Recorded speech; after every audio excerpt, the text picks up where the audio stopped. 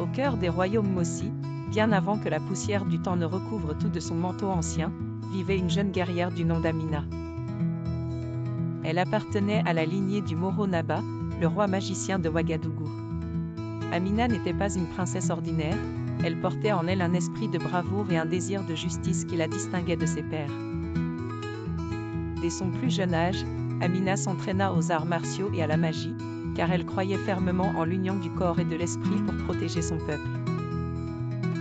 Un jour, une terrible menace apparut à l'horizon. Les royaumes voisins de Yatanga et de Dagomba se préparaient à envahir Ouagadougou, convoitant ses richesses et son pouvoir.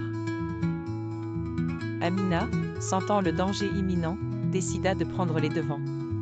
Elle réunit une petite troupe de guerriers loyaux.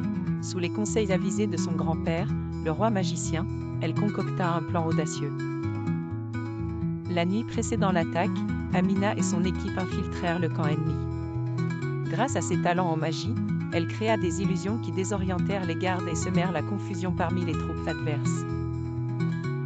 Cette diversion permit à son armée de lancer une contre-attaque efficace. Durant cet affrontement nocturne, Amina fit preuve d'une grande vaillance. Il fut dit que ses mouvements étaient si rapides et précis qu'elle semblait danser parmi ses ennemis. Ses compétences martiales combinées à ses connaissances magiques la rendaient presque invincible. Finalement, les armées de Yatanga et de Dagomba furent défaites, et une paix relative fut rétablie dans le royaume. Grâce à son courage et à son ingéniosité, Amina gagna non seulement la reconnaissance de son peuple mais aussi le respect des royaumes voisins. Cette victoire cimenta sa légende et fit d'elle une figure emblématique de l'histoire des Mossi. Amina poursuivit sa vie de guerrière, protégeant son royaume des menaces futures et enseignant aux générations suivantes l'importance de la bravoure, de la sagesse et de l'unité.